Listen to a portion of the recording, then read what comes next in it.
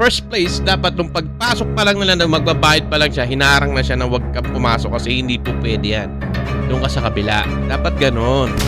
Ay, Pilipinas nga naman. Panoorin natin.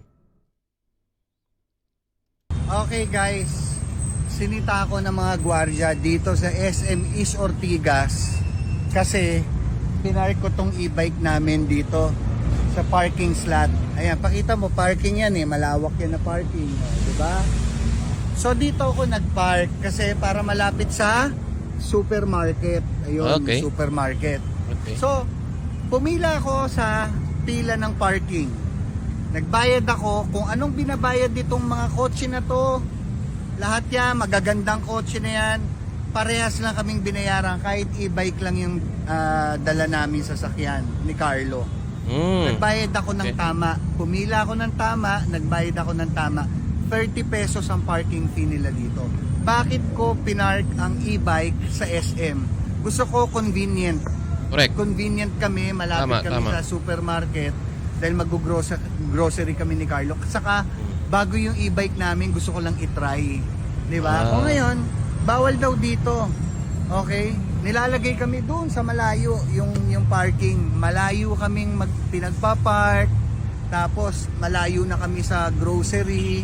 So, ibig sabihin, dinidiscriminate nila ang mga maliliit na mga sasakyan katulad nitong e-bike. Yun nga, no? So, napanood natin mga tropa na pinapaalis yung e-bike niya kasi hindi daw yung designated na parking para doon sa mga e-bike. Ang ano ko naman dyan, no? Kasi pumasok na siya eh. Nagbayad na siya ng, ng parking fee. Di ba? So, means, pwede na siya mag-park. Ba, three-wheel man yan, or bike man yan, or anything. Basta nagbayad ka ng parking fee, automatic yan. Pwede ka na mag-park. Kasi, pumayag yung, yung pinaka-gate eh, di ba? So, anong nangyari?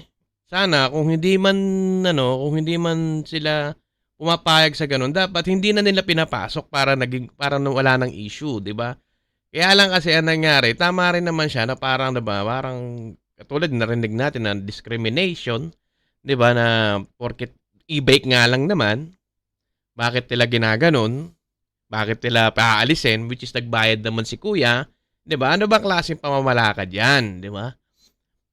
Yun. Dapat umpisa pa lang hindi niyo na pinapasok. 'Di ba? Umpisa pa lang para hindi nagkaroon ng issue na katulad ng ganito. Kita niyo na-publish tuloy kayo, na-upload tuloy yung video na 'to, 'di ba? Lang sistema about sa pagdating sa parking. Panoorin natin, mga tropa. Okay?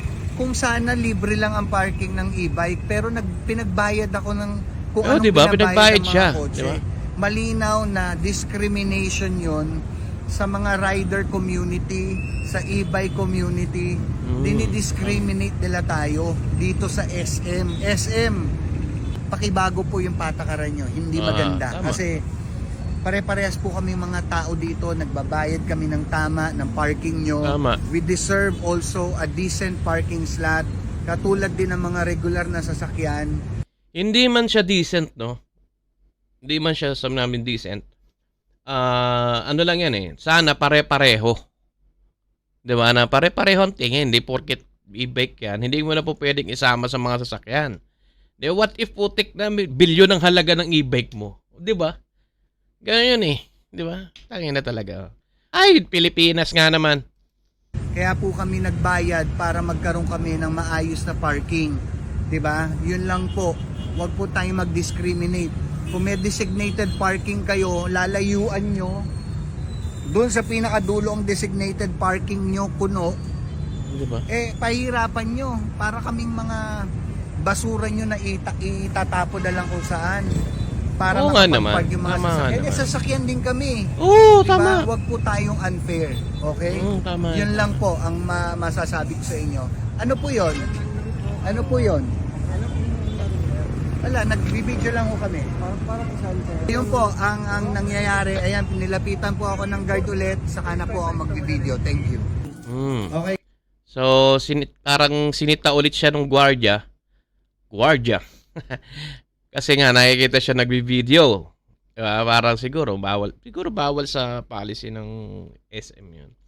Pero nakikita siguro siya na nagvi-video na sinasabi niya yung hinanaing niya about sa nangyari. So, panoorin natin 'to kung anong gagawin niya rito sa loob.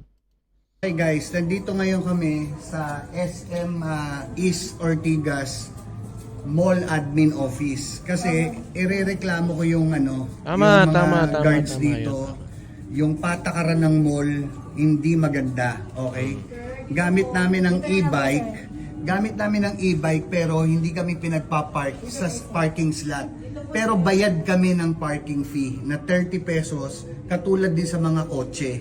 Ganito Yun, no, 'di ba? Tama, parehas naman kasi ng binayad, dapat nga naman talaga hindi na sila pinapasok. 'Di ba?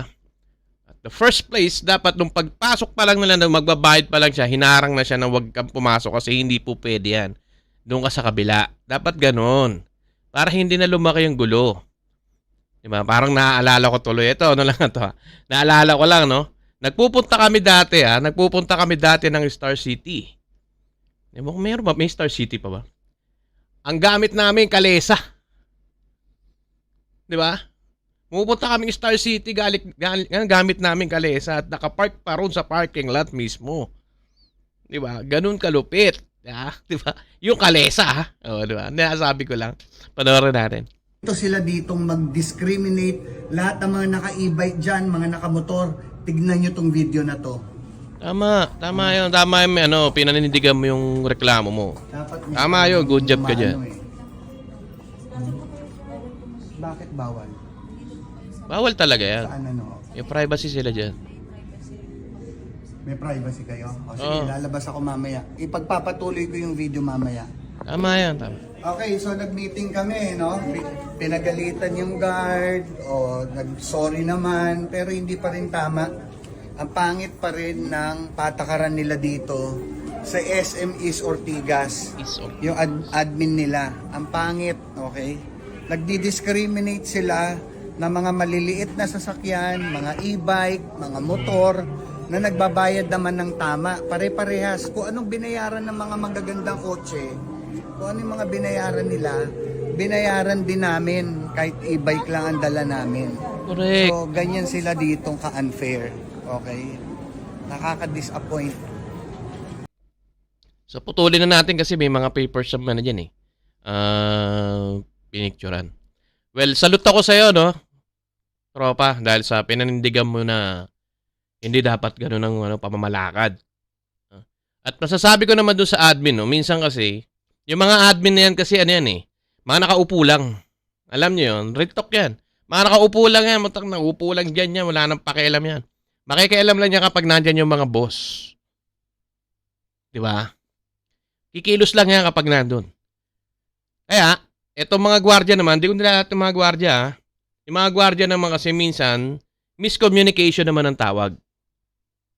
Di ba? Miscommunication naman. Ibig sabihin, hindi nila alam kung ano yung rules na dapat talaga. Ganon. Sumusunod lang sila sa utos sa kanila or sa trabaho nila is ganon. Pero, mali na. Di ba? Dapat sa admin pa lang sinasabi na yan or doon pa lang sa umpisa, pagpasok pa lang ng e-bike, dapat hinarang na sila, hindi na sila pinapasok. Ang masakit pa, nagbayad pa sila. So it means, may karapatan sila kasi binayaran nila yung slots. Di ba? Ganon yun. Kaya sa mga susunod, malamang sana maging aral to sa lahat ng admin sa mall na to, no? Anong branch pa meron sila. Sana hindi laging ganon. Sana mabago. And good thing na lang at na-video ni Tropa at sabi niya sa buong mundo na may ganyan nangyayari. So, yun lang mga tropa. Maraming salamat at hagip lang natin to sa Facebook. So, yun lang. Johans TV. Mabuhay tayong lahat. Peace out.